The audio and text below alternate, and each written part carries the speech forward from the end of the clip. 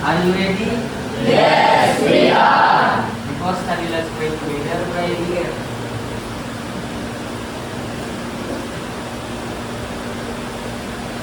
Finish. Then please. Say greetings to all teachers. Assalamualaikum warahmatullahi wabarakatuh. Waalaikumsalam warahmatullahi wabarakatuh. Thank you. Okay, good morning, students.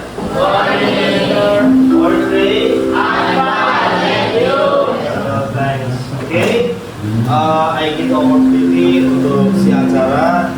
It's your turn. Let me end the game.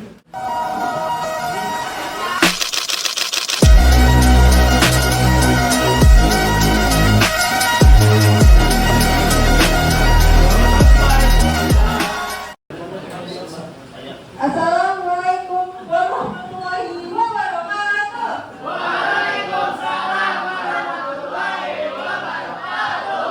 Sampurasun. Sampes.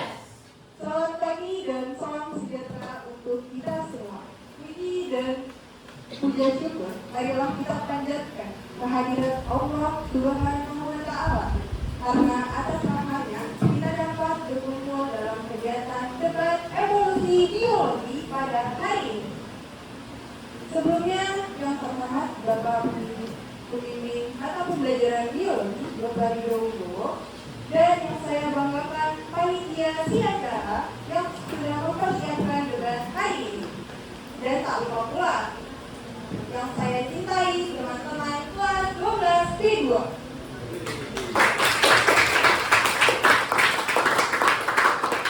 Perkenalkan, nama saya Airi Rahmayani sebagai MC pada debat evolusi pada sesi 2 hari ini.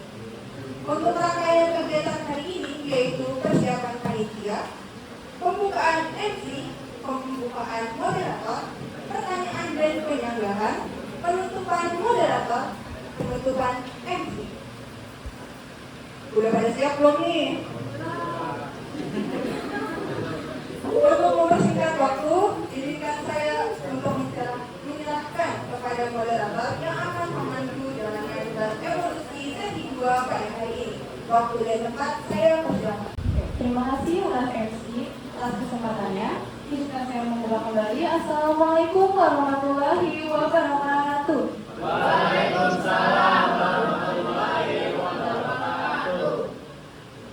Sebelumnya yang kami hormati Bapak Ridho Wibowo selaku guru biologi, yang kami hormati pula para panelis dari masing-masing tim, juga kepada teman-teman selaku peserta debat evolusi hari ini. Acara debat ini diselenggarakan sebagai bentuk ruang diskusi bagi para peserta untuk menguji, mengkaji, dan mempertahankan gagasan berdasarkan teori evolusi yang telah dikemukakan oleh tokoh terkait. Maka dari itu, mari kita mulai sesi kedua debat evolusi yang akan dipandu oleh saya dan Selina Dia Sagita sebagai moderator hari ini. Sebelum saya membacakan aturan dan juga teknis pelaksanaan, dimohonkan untuk kepada para panelis untuk maju ke depan terlebih dahulu menempati tempat yang telah tersedia.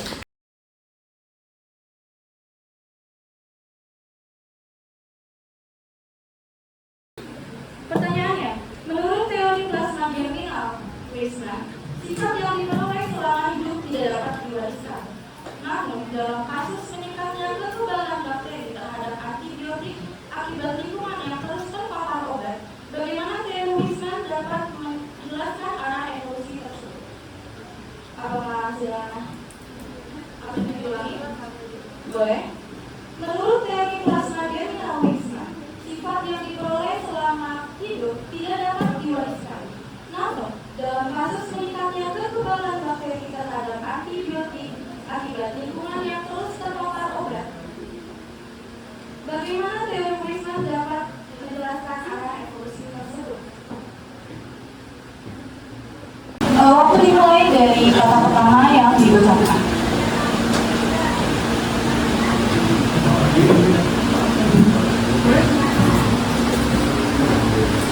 Terima kasih memberikan kesempatannya. Mungkin dari pemahaman berikutnya, dalam teori evolusi Weismann ini tidak menjelaskan sumber awal variasi genetik. Namun, yang sudah saya katakan ini tidak melemahkan teorinya, karena secara fakta faktual, teori Weisman ini memang ditekankan pada mekanisme kualitas sifat, bukan pada masalah variasi.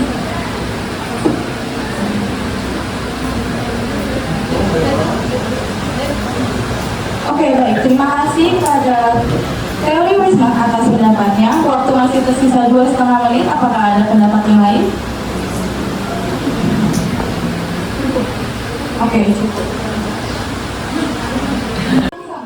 Seperti yang disimpulkan oleh Huxley, mengapa sampai saat ini masih ada simpanse yang hidup berdampingan dengan manusia? Bukankah seharusnya semua simpanse sudah berevolusi menjadi manusia? Apakah cukup? Waktu berpikir adalah 4 menit dimulai dari sekarang yang diucap. Pada kelompok teori Darwin, saya izin menyanggah. Tadi kan disebutin kalau misalkan neneknya sama, dua anaknya itu bisa berbeda kehidupannya. Sedangkan menurut teori kita, kalau misalkan neneknya sama, fisiknya juga pasti sama. Nggak mungkin, simpanse kan sama manusia itu udah jelasnya fisiknya beda kan. Jadi itu kayak bisa berbeda, tapi mungkin beda sifatnya, bukan beda dari fisiknya.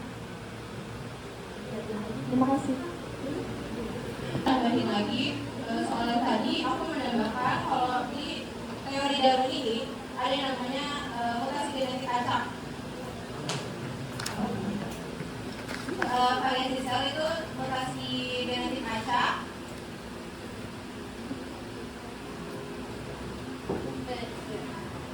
Yang ingin dijelasin ini kenapa bisa jadi seperti itu, karena di sini dijelasin tuh ada namanya variasi sel, mutasi genetik acak atau menciptakan genetik baru, kombinasi gen saat meiosis atau pertukaran closing area, yaitu menciptakan variasi baru, segresi alel atau tetap bervariasi walaupun tidak terjadi mutasi tingkat populasi, perubahan susi alel dengan populasi dari generasi ke generasi.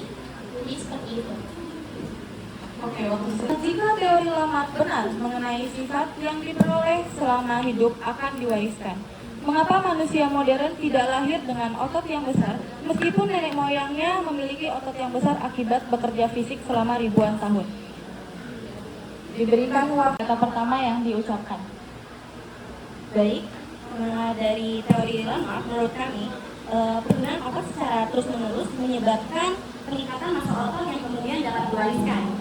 Nah, yang diwariskan itu bukan besar otot ya, tapi kecenderungan fisiologisnya. Dan massa otot adalah contoh klasik dari use and disuse, yaitu dari teori Lamarck yang meski tidak diwariskan secara langsung, konsep pengaruh lingkungan terhadap potensi biologis tetap relevan hingga kini. Dan menurut Lamarck, organ yang sering digunakan akan berkembang, sedangkan organ yang jarang digunakan akan menyusut. Ya. Perubahan ini, izin menambahkan, perubahan ini juga terjadi selama hidup individu sebagai respon terhadap kebutuhan lingkungan. Oke, apakah sudah cukup? Waktu untuk menyanggah adalah 3 menit, dimulai dari kata pertama yang diucapkan. Menurut kami, seperti kita tahu prinsip utama dari teori Lamarck itu kan otot yang sering digunakan akan berkembang dan organ yang jarang digunakan itu akan menyusut. Walaupun dari menurut Lamarck kita atlet yang sering berlatih itu akan memiliki otot besar, akan diwariskan kepada keturunannya. Tapi jika teori ini benar, seharusnya anak-anak atlet itu memiliki otot yang besar. Dan menurut kami ini tidak ada bukti ilmiah bahwa sifat hasil latihan itu diwariskan. Secara ilmiah, akibat latihan, kebiasaan atau pengalaman hidup tidak dapat diwariskan pada keturunannya. Sedangkan sebelum sendiri kan mengatakan ekor itu selama beberapa generasi itu semua itu ekornya akan tidak ada yang merokok. Apakah dari Weisman cukup? Oke, waktu masih tersisa. Dari Lamarck, apakah sudah siap? Oke, waktu untuk mempertahankan argumen adalah 3 menit dimulai dari kritik dan kata pertama yang diucapkan. Oke, dari Lamarck, izin yang enggak benar, hasil FB tidak langsung diwariskan, tapi epigenetik menunjukkan lingkungan dan aktivitas bisa mempengaruhi ekspresi gen otot anak dari orang tua aktif cenderung punya potensi otot yang lebih baik.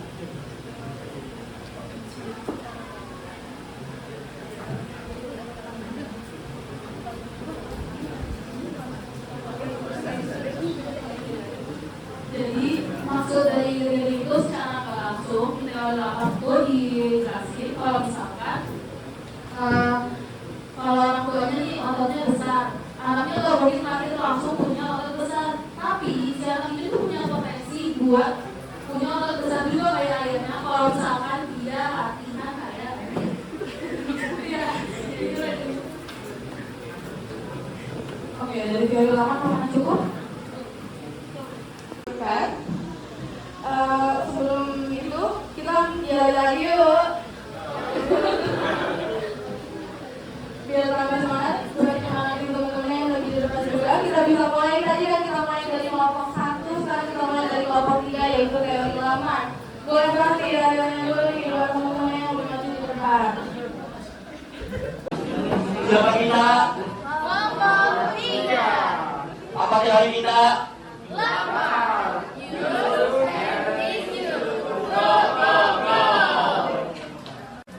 Teori Darwin.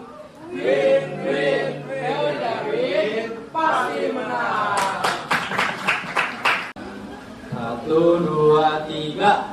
Satu-satu ayo kan, tim kita gak pernah lemas. Ketawa dulu baru menang, tim satu paling tenang. Satu-satu sakar pasti menang.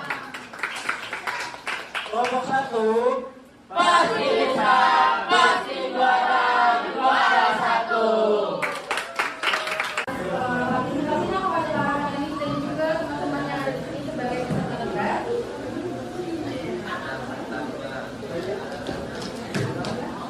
Oke, terima kasih kepada seluruh hadirin dari panitia tersebut dan mereka yang telah mengikuti sesi 2 dengan kondisi yang baik. Terima kasih juga kepada Pak Ibu yang telah mengikuti. Terima kasih telah menonton. Saya selalu mengucapkan kali ini semoga acara debat hari ini dapat menjadi sarana untuk memperluas pemahaman dan juga menemukan cara pandang yang lebih luas terhadap teori umum. Demikian rangkaian acara hari ini. Selanjutnya akan saya sampaikan kembali kepada MC. Wassalamualaikum warahmatullahi wabarakatuh. Waalaikumsalam. Dari dua sesi 2 hari ini. Kita tunggu nanti sesi ketiga yang insya Allah kalau dibolehin kita bakal di lab kimia. Sebelumnya aku juga berterima kasih banyak kepada moderator yang sudah memandu kegiatan debat evolusi sesi 2 pada hari ini. Tak lupa juga saya ucapkan terima kasih sekali lagi kepada para panelis yang sudah menjawab dan juga menyanggah serta mempertahankan atas kebenaran teorinya masing-masing dengan penguasaan yang sangat luar biasa, dengan pemahaman yang sangat luar biasa. Pastinya punya kekuatan dan pemahamannya masing-masing kan teori kalian itu. Dan pastinya debat kali ini menambah wawasan baru untuk kita semua. Selesai sudah kegiatan pada hari ini, kurang lebihnya saya mohon maaf apabila ada kekurangan dan kesalahan dari pembawaan saya. Sampai jumpa di debat evolusi biologi selanjutnya yaitu pada hari Selasa 3 Februari 2026.